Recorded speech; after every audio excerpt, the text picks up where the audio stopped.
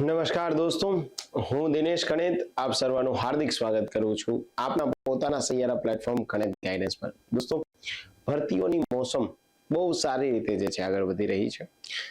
ગુજરાત સરકારના દરેક વિભાગમાં જે છે ભરતી આવી રહી છે। એમાં એક ભરતીઓ જે છે એ મેં તમને અગાઉ પણ સૂચના આપી હતી કે ભાઈ ગુજરાત પંચાયત સેવા પસંદગી મંડળ GPSSB એમના દ્વારા જે છે ભરતી આપવામાં આવશે। તો હવે આ ભરતીઓની જાહેરાત થવા માંડી છે દોસ્તો। આ ભરતીઓમાં એક ભરતી જે છે એ અત્યારે જાહેરાત થઈ ગઈ છે, જેની ઘણા બધા બહેનો બહુ આતુરતાથી રાહ જોતા હતા। જગ્યાનું નામ છે મુખ્ય સેવિકા। જી હા, મુખ્ય સેવિકાની ઓફિશિયલ ભરતી 2026માં પંચાયત પસંદગી મંડળ દ્વારા જાહેર થઈ ગઈ છે। આ ટોટલ 169 જગ્યાઓ માટેની જે છે પોસ્ટ છે। બહુ સારી માત્રામાં દોસ્તો જે છે જગ્યા ગ્રામ સેવકની જગ્યાઓ આવી ગઈ છે, એમની સાથે મુખ્ય સેવિકાની જગ્યાઓ આવી ગઈ છે। હજી પંચાયત તલાટી, પંચાયત ક્લાર્કની પણ જગ્યાઓ આવી જશે। ઓકે, સો એક પ્રશ્ન થાય કે સર આ 169 જગ્યાઓ કે જે માત્ર મહિલાઓ માટે છે, એમાં જનરલ કેટેગરી માટે જે છે એ કેટલી સીટ છે? એની સાથે કેટેગરી વાઇઝ દોસ્તો જે છે એ આપણે અલગ પ્રકારના મુદ્દાઓ લઈએ તો દેખો, હું તમને દરેક કેટેગરી લખી દઉં છું। આ જનરલ કેટેગરી છે ને દોસ્તો, એમના માટે 69 જગ્યાઓ જે છે એ હું આમાં જોઈ શકું છું। એમની સાથે જે બહેનો EWS કેટેગરીમાંથી બિલોંગ કરે છે એમના માટે 21 જગ્યાઓ છે। સાથે જે દોસ્તો SEBC यानी कि OBC यानी कि બક્ષી પંચમાંથી બિલોંગ કરે છે એમના માટે 39 જગ્યાઓ છે। SC કેટેગરી જે છે એમના માટે 4 છે અને ST કેટેગરી છે એમના માટે 36 જગ્યાઓ છે। અને ઘણા બહેનો જે છે એ કદાચ અત્યારે શક્યતા નથી, પણ એક્સમાં જે છે એક્સ આર્મી મેન તરીકે જેમણે ફરજ પર આપી હોય, સેના પર ફરજમાં હોય તો એના માટે પણ જગ્યા છે। સાથે જે PH ઉમેદવારો હોય એ PH ઉમેદવારો માટે પણ જગ્યાઓ છે, ટોટલ 11। PH ઉમેદવારની દરેકની પછી ABCD કેટેગરીની જે છે જગ્યા છે, એ કેટેગરીની અલગ, બી અલગ, સી અલગ અને સામાન્ય રીતે આપણે ડી અને ઈ કેટેગરીની જગ્યાઓ અલગ થતી હોય છે। સો હવે તમને એક પ્રશ્ન અહીંયા એ થાય કે સર આટલી જગ્યાઓ છે, તો આટલી જગ્યાઓમાં જે છે એ 169 જે છે જગ્યાઓ છે, તો માની લે કે કોઈ વ્યક્તિ SC કેટેગરીમાંથી બિલોંગ કરે છે, યાની આ બધી કેટેગરી કેવી કહેવાય દોસ્તો? અનામત કેટેગરી કહેવાશે। ઓકે, આ કેટેગરી બિન અનામત કહેવાય। તો તમને પ્રશ્ન થાય કે સર હું SC કેટેગરીમાંથી બિલોંગ કરતી મહિલા ઉમેદવાર છું, પણ મારે તો 4 જ જગ્યાઓ છે, તો હવે જે છે મારી 69 જગ્યાઓમાં હું અપ્લાય કરી દઉં, તો એવું ન કરતા પ્લીઝ બહેનો। શું કામ? હું તમને એક સિમ્પલ એનો રૂલ સમજાવું છું। માની લઈએ દોસ્તો કે 100 માર્કની તમારી પરીક્ષા છે, જસ્ટ એક્ઝામ્પલ છે। ઓકે, હવે આમાંથી જનરલ કેટેગરીનું કટ ઓફ જે છે એ 60 માર્કે થયું છે, જે છે એ માની લે કે તમારી SC કેટેગરીનું કટ ઓફ જે છે એ 1 સેકન્ડ માટે માની લો કે 55 થયું છે। હવે કોઈ મહિલા ઉમેદવાર છે કે જે એક્સ નામ આપી દઉં છું, આ મહિલા ઉમેદવારોને ટોટલ માર્ક આવે છે 61 અને એ કેટેગરી એની છે SC। તો આ મહિલાને જે છે જનરલ કરતા પણ વધારે માર્ક આવી ગયા, તો એ કેમાં જતી રહી? તો કે જનરલ કેટેગરીમાં જતી રહી। યાની તમે અનામત કેટેગરીમાં છો, એમાંથી બિન અનામતમાં આવી શકો। હવે ઉલટું સમજો, જો મહિલા SC કેટેગરીની જ છે પણ એને ફોર્મ ભર્યું જનરલ કેટેગરીમાં, હવે એમને માર્ક આવ્યા છે દોસ્તો 56, તો એ મહિલા જે છે ફરીથી SC માં આવી શકતી નથી। તો કહેવાનો તાત્પર્ય શું છે મારો, કે ભાઈ તમે જે કેટેગરીમાંથી બિલોંગ કરતા હોય, પ્લીઝ એ કેટેગરીમાં જ ફોર્મ ભરજો। પ્લીઝ એવી કોઈ પણ પ્રકારની વાતોમાં ન આવતા કે આ જનરલ કેટેગરીમાં બહુ વધારે જગ્યા છે તો હું એમાં ભરી દઉં, મારે EWS માં તો 21 જગ્યા છે। નહીં, તમે કેટેગરી વાઇઝ જેમાં હોય એમાં ફોર્મ ભરો, આ તમારા માટે ખૂબ જ હિતાવહ છે। જો આવા નિયમો તમને જાણકાર હશે, આવી સ્પર્ધાત્મક પરીક્ષાની સારી સૂઝબૂઝ હશે, તો તમારી પરીક્ષા પાસ થવી ઘણી સરળ રહેશે। અન્યથા કદાચ બની જશે દોસ્તો કે તમે આવી બધી પરીક્ષાઓમાં માત્ર તૈયારી જ કરતા રહેશો, પાસ થવાના નામે 0 થઈ જશો। ઠીક છે, તો ફરી એક વખત આપનું હાર્દિક સ્વાગત છે ગણિત ગાઈડન્સ પર। આજનો આ સ્પેશિયલ લેક્ચર ભારત દેશમાં ગુજરાત રાજ્યમાં સૌથી સારામાં સારી ભરતી યાની મુખ્ય સેવિકાની તમામ મહિલા ઉમેદવારો માટે। ઠીક છે, ચલો તો પહેલો પ્રશ્ન થાય સર તો આના ફોર્મ ક્યારે ભરાશે? આના ઓફિશિયલ ફોર્મ બનાવવાની શરૂઆત દોસ્તો જે છે થઈ જશે, અને આ ફોર્મ જે છે એ ક્યારથી? તો કે આ ફોર્મ ભરાશે દોસ્તો 18 એપ્રિલ 2026 થી અને 5 મે 2026 સુધી આના ફોર્મ ભરાશે। ઠીક છે, યાની આજે 18 તારીખ થઈ ગઈ છે. આજથી આના ઓફિશિયલ ફોર્મ ભરાવાની શરૂઆત થઈ જશે. કઈ વેબસાઇટ પર થશે દોસ્તો? ઓજસ નામની વેબસાઇટ પર જે છે આના ફોર્મ ભરાવાની શરૂઆત થઈ જશે. ઠીક છે. લાયકાત શું છે? બેચલર ડિગ્રી અથવા તો માસ્ટર ડિગ્રી શેમાં હોવી જોઈએ દોસ્તો? હોમ સાયન્સમાં જે છે એ તમે બેચલર અથવા તો માસ્ટર ડિગ્રી કરેલા હોવા જોઈએ, અથવા તો સોશિયોલોજીમાં જે છે કરેલા હોવા જોઈએ, અથવા તો ચાઇલ્ડ ડેવલપમેન્ટમાં જે છે હોવા જોઈએ, અથવા તો દોસ્તો ન્યુટ્રિશનમાં જે છે હોવા જોઈએ, અથવા તો સોશિયલ વર્ક યાની MSW કરેલા હોવા જોઈએ. તો એ તમામ લોકો જે છે આમાં એલિજિબલ થશે. હવે માની લઈએ કે તમે કોઈ ડિગ્રી જે છે દોસ્તો લીધેલી છે ગુજરાત યુનિવર્સિટીમાંથી, આ કોઈ પણ ડિગ્રી લાઈક હોમ સાયન્સ કરેલું છે તો આપ એલિજિબલ છો. પણ ઘણા બહેનોને એવા પ્રશ્ન હોય કે સર મેં ન્યુટ્રિશનની ડિગ્રી તો લીધેલી છે પણ મેં બાબા સાહેબ આંબેડકર ઓપન યુનિવર્સિટીમાંથી લીધેલી છે, તો મારી ડિગ્રી વેલિડ કે વેલિડ નહીં? તો આપને જે છે એ બહેન કહી દઉં છું કે આપની ડિગ્રી વેલિડ જ છે. આપ કોઈ ચિંતા કરતા નહીં, વેરિફિકેશનમાં કોઈ જે છે એ વાંધો આવશે નહીં. ઠીક છે. તો આવા કોઈ પણ પ્રકારના પ્રશ્નો હોય તો આપ બે ઝીઝક જે છે એ પૂછી શકો છો. તો સારી પોસ્ટ છે આ પોસ્ટ જે છે એ અત્યારથી જ જો મહેનત કરશો તો હું નથી માનતો દોસ્તો કે આની 2-4 મહિનામાં પરીક્ષા આયોજિત થાય તો એ તમે પાસ ન થઈ શકો, જરાય નહીં. અને આટલી ડિગ્રીના જે છે લોકો આમાં લાયકાત ધરાવશે. હવે તમને એમ થાય સર તમે આ બધી વાત કરો છો પણ શું કામ હું આ ભરતી માટે જ જાઉં, હે ને? શા માટે મુખ્ય સેવિકા છે? કારણ કે દોસ્તો પહેલો મુદ્દો એ છે કે આ મુખ્ય સેવિકામાં જે છે એ માત્ર મહિલા ઉમેદવારો જ છે, યાની કે તમારા ફોર્મ ભરવાની જે છે એ નંબર ઓફ એપ્લિકેશન અરજદારો, માની લો કે કોઈ વ્યક્તિ પ્રોબેશન ઓફિસરની તૈયારી કરે કે જેમાં સોશિયોલોજી, સાયકોલોજી, સોશિયલ વર્ક આવી જે છે લાયકાત હતી, તો તમારી સાથે પુરુષ ઉમેદવાર બી કોમ્પિટિશનમાં હતા.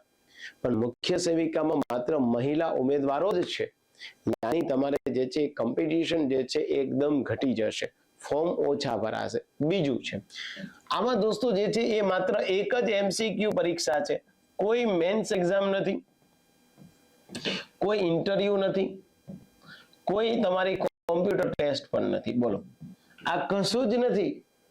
ના કોમ્પ્યુટર ટેસ્ટ, ના ઇન્ટરવ્યુ, ના મેન્સ, માત્ર એક પરીક્ષા આપો MCQ અને આપ સીધા સુપર ક્લાસ 3 લેવલ. ત્રીજો મુદ્દો જે છે હું તમને શું કામ કહું, મુખ્ય સેવિકા બનતા દોસ્તો તમારો પગાર 40,000 પ્લસ થઈ જશે.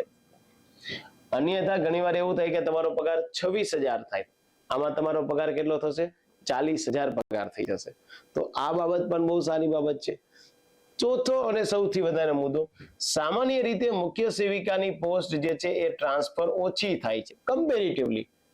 કમ્પેરેટિવલી તમારી ટ્રાન્સફર થતી જ નથી, અને થાય છે તો જિલ્લામાં જે છે એ સામાન્ય રીતે ટ્રાન્સફર થતી હોય છે. તો નો ટ્રાન્સફરેબલ પોસ્ટ, તમને તમારા જિલ્લામાં પણ પોસ્ટિંગ મળી જાય એવું છે. તો કહેવાનો તાત્પર્ય કે જો આટલી સારા મુદ્દાઓ છે તો મારા મત મુજબ દરેક બહેન ઉમેદવાર કે જે આવી જે છે ક્વોલિફિકેશન ધરાવે છે એમને પ્રિપેરેશન કરી લેવી જોઈએ. અને હવે આમાં સાચા મેન્ટર તમારા હશે, સાચું ગાઈડન્સ હશે, સારા સરકારી પુસ્તકો લેશો તો ડેફિનેટલી દોસ્તો તમે પરીક્ષા પાસ કરી શકશો. સાચું ગાઈડન્સ હોવું જરૂરી છે. બાકી ગમે એવા થોથા વાંચશો, સર જલ્દીથી જે છે એ મને પુસ્તક આપી દો, સર જલ્દીથી મને જે છે એ વાંચન આપી દો, એવું નહીં થાય. સરકારી સ્ત્રોતના પુસ્તક હશો તો જ પાસ થશો. બાકી માર્કેટમાંથી ગમે એવી બુક ઉપાડી લેશો એમ પાસ થઈ જશો એવું પોસિબલ નહીં થાય. ઓકે, તો એક એને યાદ રાખવાનું થાય છે. હવે તમને થાય કે સર કેટલી એજ છે? દેખો, મિનિમમ તો 18 પણ મેક્સિમમ જે છે 37 વર્ષની એજ હશે. હવે 37 વર્ષની એજ છે તો એમાં કેટેગરી વાઇઝ તમને જરૂરી છૂટછાટ મળશે. મતલબ કે જે જનરલ કેટેગરીની બહેન ઉમેદવાર છે એમને 5 વર્ષ એક્સ્ટ્રા મળશે. પરંતુ તમારી જન્મ તારીખ આપી દીધેલી છે 9/5/89 થી 9/5/2008 સુધી જન્મેલી જનરલ કેટેગરીની મહિલા, એમની સાથે દોસ્તો તમે અનામત કેટેગરીમાં SC ST EWS ACBC હશે તો 10 વર્ષ એક્સ્ટ્રા મળશે. પરંતુ યાદ રાખજો કે મેક્સિમમ તમારી એજ જે છે કેટલી, તો કે ભાઈ 45 વર્ષ જ થવી જોઈએ. મેક્સિમમ કેટલી? 45 વર્ષની એજ હોય તો જ તમે જે છે ફોર્મ ભરી શકશો. દિવ્યાંગ વ્યક્તિ છે તો એમને 15 વર્ષ એક્સ્ટ્રા મળશે, અને જે છે 40 કરતા વધારે દિવ્યાંગ અનામત ધરાવનારી કેટેગરીના હશે તો એને 20 વર્ષ. પણ બધામાં મેક્સિમમ કેટલા? મેક્સિમમ જે છે એ 45 વર્ષ સુધીના ઉમેદવારો ફોર્મ ભરી શકશે. બીજું એક આમાં આપ્યું છે કોમ્પ્યુટરની જાણકારી. હવે જો કોમ્પ્યુટરની જાણકારી માટે તમને નિયમ આપી દઉં છું. આઈધર તો તમે 10મા ધોરણમાં કોમ્પ્યુટર એક વિષય હોવો જોઈએ, આ નથી તો તમારે 12મા ધોરણમાં એક વિષય હોવો જોઈએ, આ નથી તો તમારે કોલેજ દરમિયાન એક વિષય હોવો જોઈએ, આ પણ નથી તો તમે કોઈ પ્રાઇવેટ ઇન્સ્ટિટ્યૂટમાંથી જે છે એ કોમ્પ્યુટરનું સર્ટિફિકેટ ઓફિશિયલ 18/3/2016 થી એક પ્રકારના જે ઠરાવ વાળું જે છે સર્ટિફિકેટ આપ કાઢી લો. આપને કોઈ ચિંતાનો વિષય નથી. અત્યારે તમે ફોર્મ ભરશો ત્યારે કોઈ સર્ટિફિકેટ આપવાનું થતું નથી. અત્યારે માત્ર ને માત્ર તમારે ફોર્મ ભરવા સમયે જસ્ટ અપ્લાય કરવાનું છે, એમાં કોમ્પ્યુટરનું સર્ટિફિકેટ છે એવું તમારે કહેવાનું છે. તો આવું સર્ટિફિકેટ હશે તો તમારે કોઈ ચિંતા નથી. બીજું એક પ્રશ્ન એ થશે કે ભાઈ આપણે ત્યાં જે છે એ કોઈ પણ પ્રકારની અરજી ફી છે કે નહીં. તો યાદ રાખો કે જે જનરલ કેટેગરીની મહિલા ઉમેદવારો છે એ તમામ માટે થઈ અને એક અરજી ફી ભરવાની રહેશે. બટ તમે જો અનામત કેટેગરીમાં આવતા હોય, એસસી એસટી એસીબીસી ઈડબ્લ્યુએસ અથવા માજી સૈનિક તરીકે જે છે કોઈ બહેન જે છે એ આવ્યા હોય, અથવા તો દિવ્યાંગ કેટેગરીની તમામ મહિલાઓ છે એમને ફીમાં એક્ઝમ્પશન છે, યાની ફી પે કરવાની થતી નથી. માત્ર ને માત્ર જનરલ કેટેગરીની મહિલા ઉમેદવારોને ફી પે કરવાની થશે. તો એક તમારે આ મુદ્દો યાદ રાખો. બીજું મેં તમને વાત કરી કે પગાર ધોરણ, આમાં તમારું પગાર ધોરણ પ્રતિ માસ 40,800 રહેશે. હવે દોસ્તો આપ જસ્ટ વિચાર કરો કે ભાઈ 40,800 જ્યાં નથી તમારી પુરુષ ઉમેદવાર સાથે કોમ્પિટિશન, નથી તમારી મેન્સ, નથી તમારું ઇન્ટરવ્યુ, નથી તમારે જે છે કોઈ પ્રકારની કોમ્પ્યુટર ટેસ્ટ, એક પરીક્ષા અને સીધા 40,800. કેટલી સારી પોસ્ટ કહેવાશે. હવે તમારે આના માટે થઈ અને તમારી સક્ષમતા સાબિત કરવી પડશે. અને એવા બહેન ઉમેદવાર છે કે જેમણે ઘણા સમયથી સ્ટડી બંધ કરી દીધું, લાઈક એ પોતાની જે છે એ લગ્ન જીવન જીવે છે. હવે એમને એવું થાય કે મારું લગ્ન જીવન એકદમ મસ્ત મજાનું સેટ થઈ ગયું છે, હવે મારે પ્રિપેરેશન કરવી છે સર, પણ મેં તો 5 વર્ષથી સ્ટડી છોડી દીધી છે. તો કોઈ ચિંતા ન કરતા, અને ગણિત ગાઈડન્સમાં તમને તમામ પ્રકારનું ગાઈડન્સ જે છે એ મુખ્ય સેવિકા ભરતી બાબતનું આપવામાં આવશે. ઠીક છે, તમને તમામ પ્રકારનું મટીરિયલ મળશે, તમામ પ્રકારના વિડિયો લેક્ચર્સ મળશે, તમામ પ્રકારના એમસીક્યુ મળશે, યાની સિલેબસ મુજબ તમને બધું જ વસ્તુ મળી રહેશે. તો તમે એ સિલેબસ મુજબ સારી તૈયારી કરી શકશો. હવે તમને થાય કે સર આમાં શું એક્ઝામમાં હશે. દેખો, એક તો તમારી જે છે એ ટોટલ 200 માર્કની પરીક્ષા છે અને 3 કલાક રહેશે, યાની કે 180 મિનિટ તમારી રહેશે. ઓકે, હવે એમાં એક તો જનરલ અવેરનેસ એના અથવા તો જીકે તમે જેને કહેશો એ 35 માર્કનો રહેશે. બીજું ગુજરાતી ગ્રામર જે છે 20 માર્કનો રહેશે, ઇંગ્લિશ ગ્રામર 20 માર્કનો રહેશે, મેથ્સ અને રીઝનિંગ 25 માર્કનો રહેશે. અને એના સિવાય સિલેબસ મુજબ તમારા 100 માર્ક આ મેટર કરશે. જેમને આ 100 માર્ક સારી રીતે આવડી ગયા, જેમને આ 100 માર્ક સારી રીતે જે છે એ આવડે, એ બીજા કરતા આગળ જતી રહેશે, મેરિટમાં જે છે આગળ જતી રહેશે. તો એક લેક્ચર હું સ્પેશિયલ એના માટે લઈને આવીશ આપણા ગણિત ગાઈડન્સ પર. આપ લોકો ગણિત ગાઈડન્સમાં પહેલી વખત આવ્યા હોય તો ડેફિનેટલી જે છે એ લાઈક શેર સબસ્ક્રાઇબ કરતા જવાનું, જેથી કરીને આવા લેક્ચર્સ હું આપના સુધી પહોંચાડવા માંગુ તો હું પહોંચાડી શકું. સો અત્યારે પહેલા તમે ફોર્મ ભરી દો. આજના લેક્ચરનો મારો ઈરાદો એ હતો કે આવી ભરતી આવી છે તો એ ભરતીના તમે સારી રીતે ફોર્મ ભરી દો. આ ભરતીના સારી રીતે ફોર્મ ભરી દેશો, 1-2 દિવસમાં ફરીથી હું લેક્ચર્સ આપીશ તમને.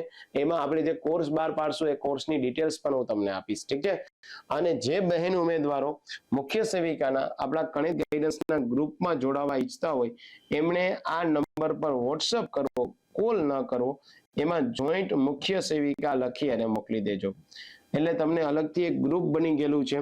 આ ગ્રુપમાં જે છે અત્યારથી જ 700 કરતા વધારે બહેનો જોડાઈ ગયા છે.